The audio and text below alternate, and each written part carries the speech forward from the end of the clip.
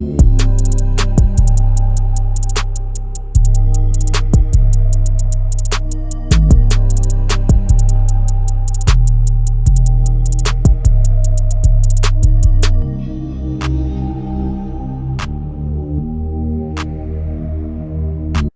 to a live episode of the Miami Heat Roundtable. My name is Amir. For today's episode, we have Martel. You can find him at the Miami Heat Zone podcast. We also have Trent joining us. As usual, you can find him at the Miami Heat Network. And then we have a special guest once again joining the podcast. I think for the third time, we have Will Manso. How are you doing today, Will? I'm good. Wait, we're live? No, forget it. I don't want to do this live. No, I'm just kidding. No, live is good. I'm good, man. I'm, middle of the long season. We're getting the stretch run with the Heat and see where things go. Awesome. Well, again, thank you so much. We appreciate your time. We know you're a busy man, so we'll keep it short. But the last time you joined us was 6 months ago. So this was during the off season. It was right before training camp.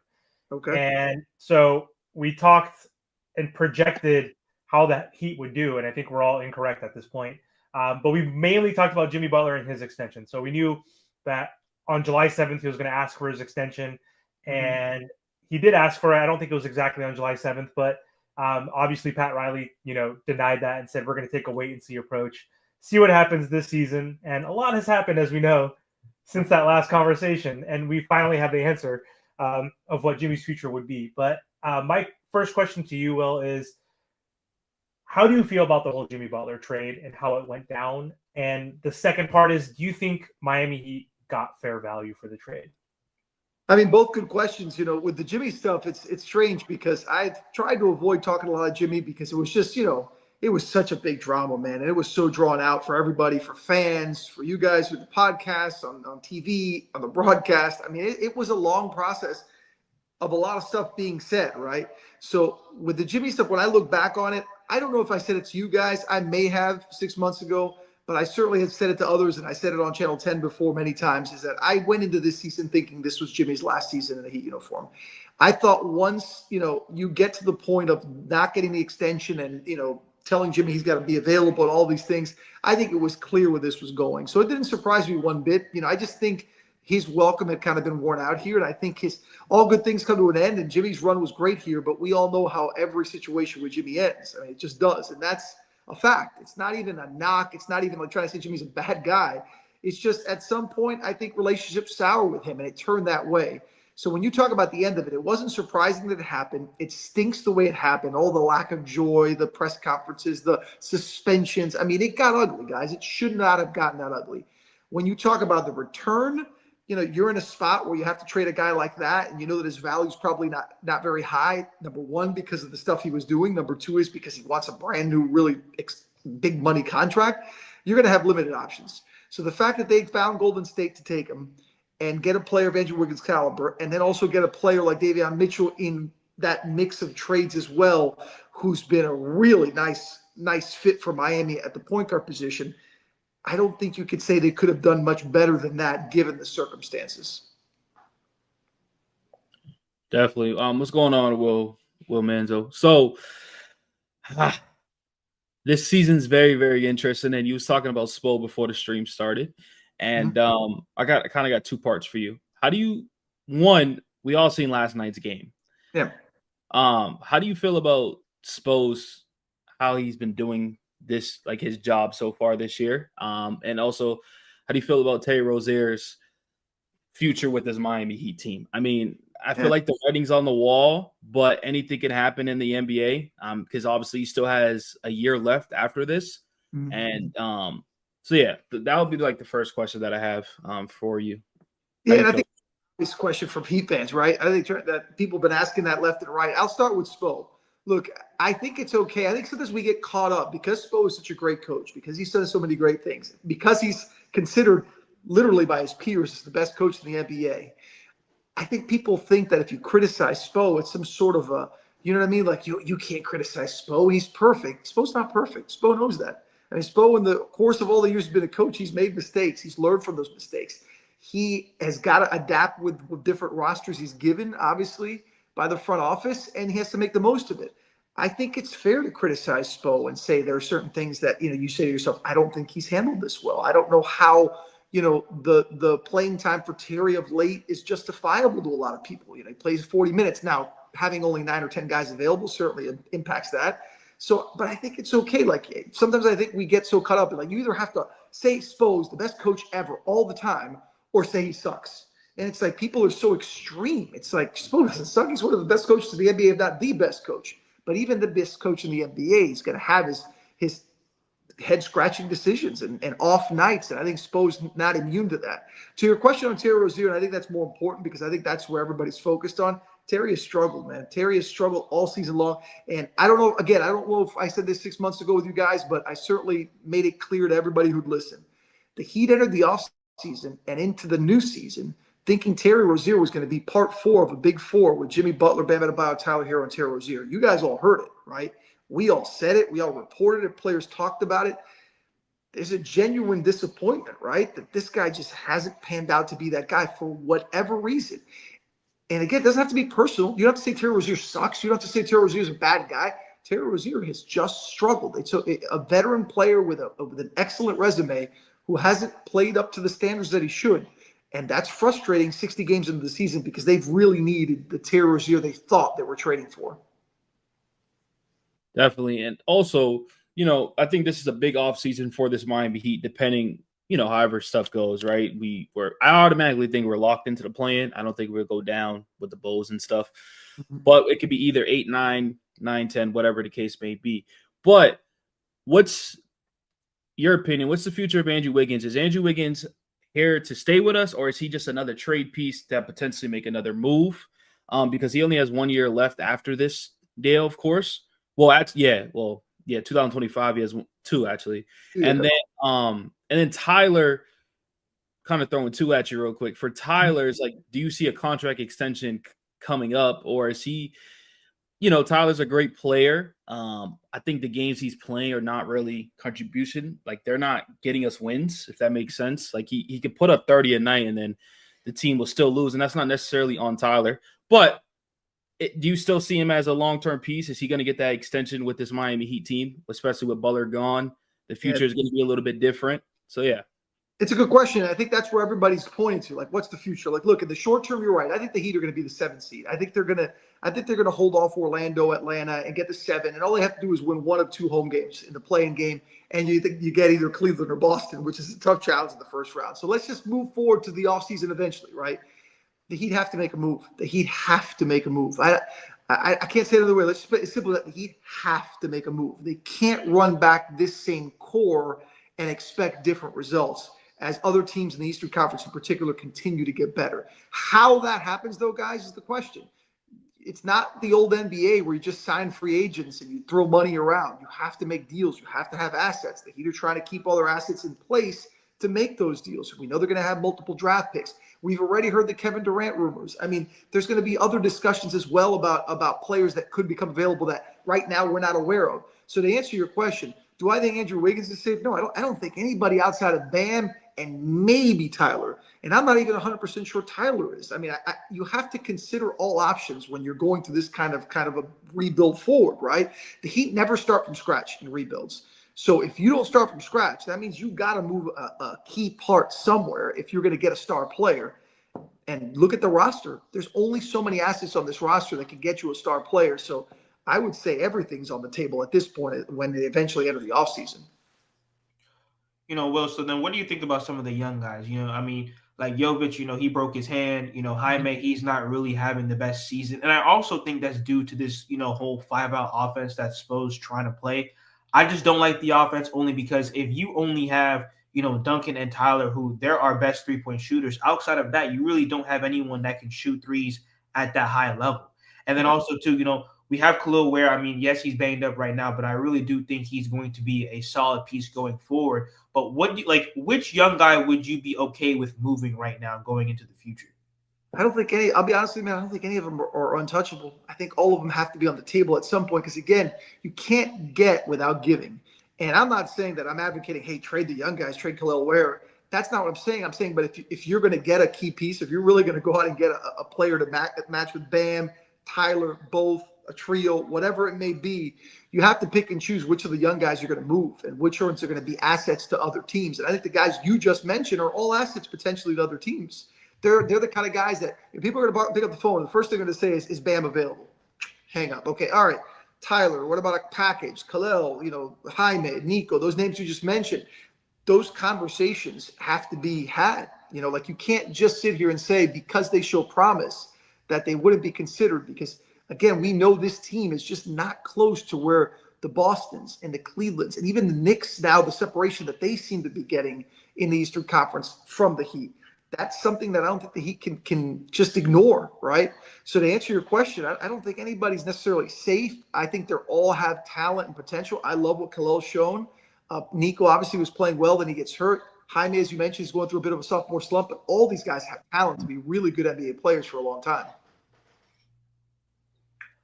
I'm excited that Bam has been moved back to his more comfortable position at 4 because of Khalil Ware. Am I mute? I'm good, right? No, you're good. You can hear me well? You're good. Am I good now? So anyway, Bam Adebayo. So yeah, he's moved back to his original position, which is at the 4. He seems to be more comfortable. And a lot of people were giving Bam Adebayo a ton of slack for starting off the season in a slump. Yeah. And, it was probably for the first few months, he was shooting 42% from the field, which is like ridiculous. He's never shot below 51% from the field in his career. He's closer to 50% now. Since All-Star break, he's been averaging 22 points per game. He's been shooting, I think, like 57 or 58%. Yeah. 58%. So his averages have gone up. So just what are your thoughts on Bam and his resurgence moving forward?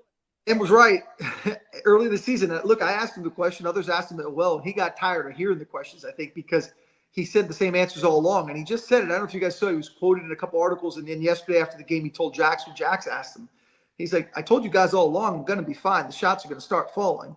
I like the shots I'm taking. They're going to be there. Now, to your point, Mir, I think the move to the 4 certainly gave him a little more freedom to do some of the things that we've seen Bam do in the past, in particular in the mid-range. Bam, when he's on, he's knocking down those mid-range shots, man, and knocking them down in rhythm and smooth. We're seeing that Bam again, along with the Bam that can go up, put putbacks, get alley-oop dunks, be an enforcer at the rim offensively. We've seen the mid-range game kind of develop again. So I will say this, I think it's a combination. I think moving to the 4 has helped unlock Bam a bit and give him those spots, the sweet spots that he likes to go to. But I also think he's right. I think at some point the cream rises, right? Like he's too good of a player with too proven of a track record to all of a sudden forget how to shoot and be a 42% shooter. That's not who Bam Adebayo is. And the last 16, 17 games, I think we've seen who Bam Adebayo is, has been, and will continue to be. And even after All-Star break, he's shooting 40% from 3 on 2.5 attempts. So that experiment kind of went wrong. Like we saw him in the Olympics, in the preseason, like it looked like he really had the confidence in that shot. Yeah. Spo, there was an article or there was some sort of report out there on Twitter saying that Spo finally is allowing Bam to shoot. So, which I thought was funny, but he's also shooting 40%. So he looks more confident there. The only thing though, I think what I'm confused about is just the defensive rating is a little bit down. Like the offensive rating is up, which Heat fans would be shocked to hear. Yeah. So because of those few games that we had a couple weeks ago where we scored 86, 86, and 85, which was putrid. That was putrid basketball. But offensive rating, we're 17. Last year we were 21, even up to 25 at some points in the season. But defense, our bread and butter, our calling card, we were at 5. We were top 5. Right now we're at 12. And what do you think that is? Because I thought when Khalil was inserted into the starting lineup, he's obviously a raw rookie and was trigger happy trying to block every shot, and getting out of position, not playing the best in the drop, but he's still a good rim protector, the best rim protector we have. And he allows Bam to be that free safety and help with that point of attack and the perimeter. I thought we would be better. I don't know, like, what are you seeing with deficiencies in defense lately? Question, because that is their bread and butter. And, when you talk about double-digit leads, no one's blown more double-digit leads in the second half of the Miami Heat. That's absurd. People talk about the struggles on offense. You're right. When you can't score, it's hard to maintain a lead. But if you play defense, you can maintain a lead. And a lot of those cases, they'd let teams go on big runs and cutting through the basket. And, it's a question that I think Eric Spoelstra has to study and figure out, because The energy, the effort seems to be there. I go back to, though, and this isn't an excuse, it's just what I've been thinking now for a few months now, as this team hasn't looked right all year. Like the only thing they've been consistent at all year is being inconsistent, especially defense, especially on defense, where again, that is what they're supposed to do.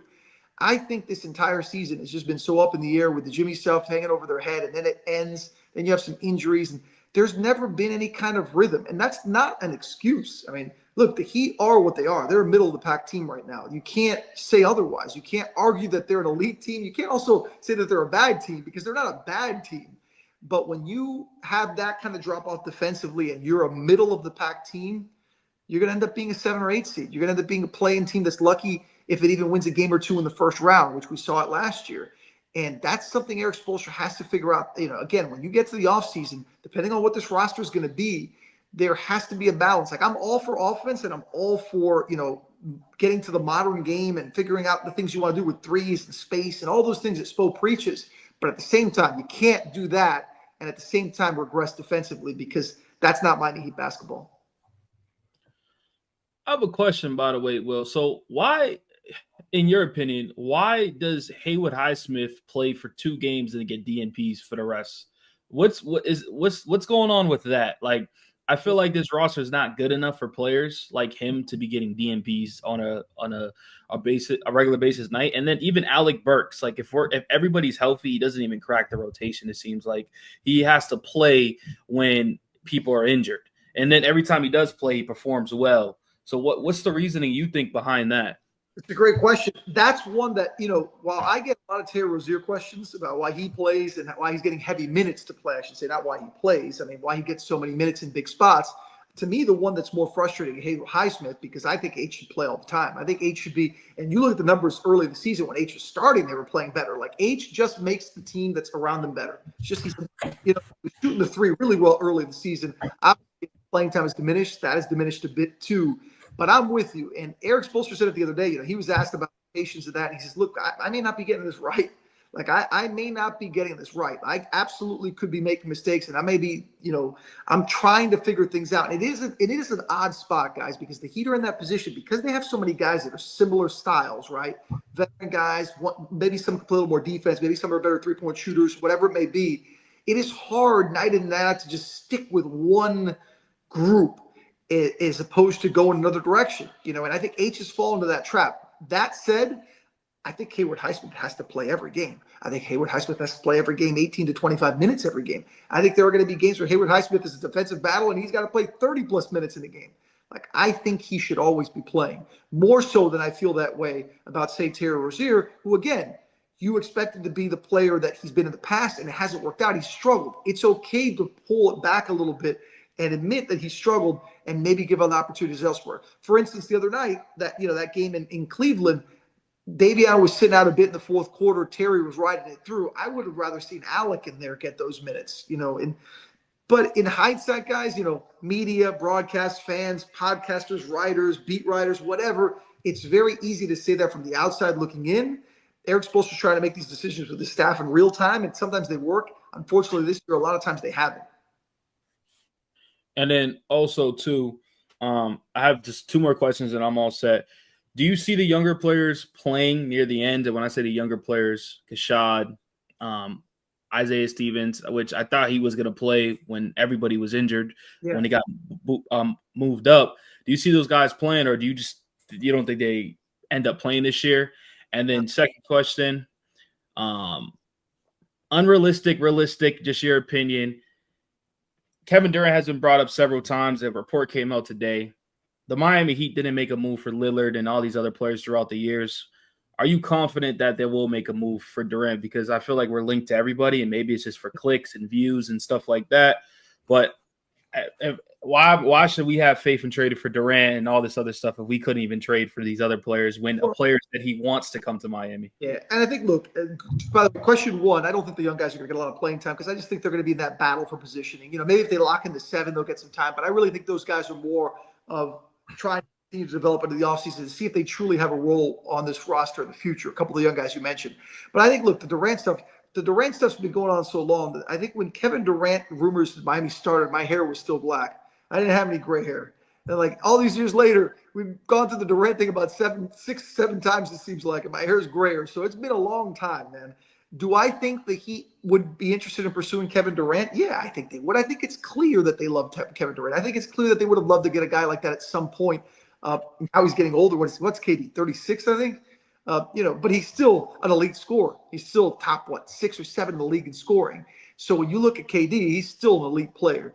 I think to your point, and I get the frustration from fans. I never tell Heat fans, like, sometimes Heat fans get a little obsessive, like, oh, Pat Riley stinks, he's washed, they don't know what they're doing. Look, they want to get these players they're chasing. Like, Damian Lillard should be a Miami Heat player, but Joe Cronin didn't want to trade him to the Miami Heat. Like, he didn't want to figure out a way with the pieces. Like, the Heat couldn't invent pieces, right? The Heat had their assets. They were offering whatever it was they were offering as a package, and the Blazers didn't want to do it.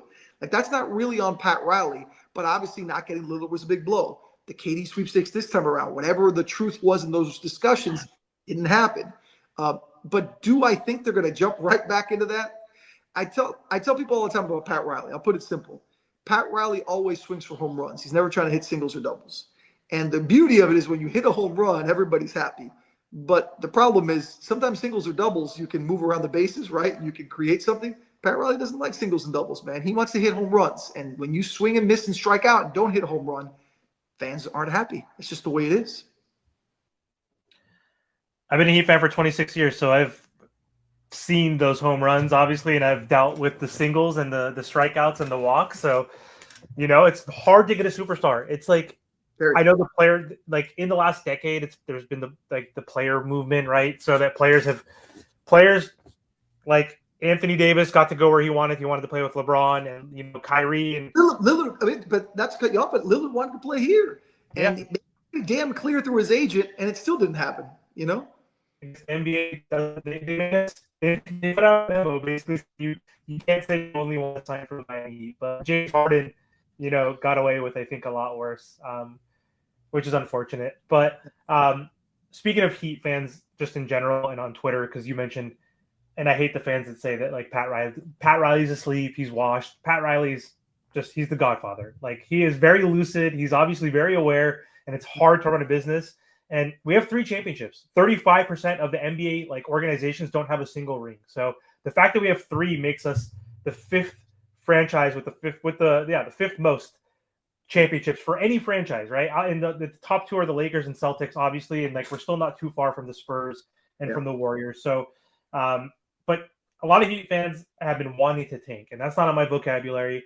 And they want us to tank because if we don't make the playoffs, and not like a traditional tank, but maybe losing the play-in on purpose, perhaps we're sitting Tyler and Bam, so we're guaranteed to be like in the 9th, 10th spot versus the 7th and 8th. But fans want us to lose because if we lose and don't make the playoffs, we get our first-round pick back from the OKC Thunder.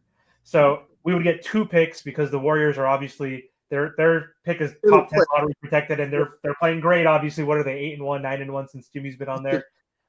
So my question to you is, Will, would you rather have 2 picks and the Heat not make the playoffs? This is personal, obviously. Would you have them not make the playoffs so we have 2 picks, which we could use to potentially we're not going to give maybe 2 to Kevin Durant, but to trade for a future player? Mm-hmm. Or would you rather have the 1 pick from the Warriors, which is pretty much guaranteed, and have the 2 picks that we owe to the Thunder and Hornets protected? Because people forget that if we don't make the playoffs, those picks are going to be unprotected. So if we become bad the next 2 seasons, we won't get a lottery pick. So what are your thoughts on that? Honestly, when it comes to picks and tanking and draft and all that stuff, I think because of the Heat's track record in drafting, it doesn't bother me that much. Like, I think, look, if you were in a perfect world, if the Heat were positioned to get a top 5 pick or get, go be in the Cooper Flag sweepstakes, yeah, hell yeah. I'd rather want that than make the playoffs and lose in the first round. But the reality is that's not the case, and the way the NBA works. They're, whether you have a pick, 2 picks, whatever it may be, the Heat have proven, look at their core. Look at the young guys we just talked about. Look at their stars. I mean, Bam Adebayo, Tyler Hero, and then Jaime, Nico, Kalel, all these guys were drafted in the teens. None of those guys were top 5 picks, and it goes to show Adam Simon, Andy Ellisberg, Pat Riley, the core there of people that are behind the scenes making decisions, the knowledge that they have of drafting. So to answer the question the simplest ways, I really don't care. Like I don't. As a fan, I don't. If you tell me you get a top 5 pick, then heck yeah, I care. But whether they pick 9th or 12th or 15th, it doesn't really bother me. I want to see them play well and finish the season strong. And look, this stuff happens organically. Like the Heat aren't never tank, will not tank. It's not going to happen. But if they're not good enough, it's not going to matter if they're trying to tank or not. They're not going to go very far. They may not make the playoffs, or they'll be one and done in the postseason, or they'll lose a playing game. So I think based on that, it doesn't bother me as much, because I think this season we can kind of see where it's going, unfortunately, the way they're playing. Well, Will, once again, thank you for coming on the show. Where can the people find your work? Always watch me, obviously, during Heat broadcast on FanDuel Sports Network for the remainder of the 20 games, hopefully in the playoffs, and then on Channel 10 for those that live in South Florida, WPLG. And then you guys, we all chat on social media anytime on Twitter, X, whatever, at my name, at Will Manso. So always find me there. Guys, make sure that you guys like, share, comment, subscribe. And once again, Will, thank you for coming on the show. Always my pleasure, man. We'll talk soon.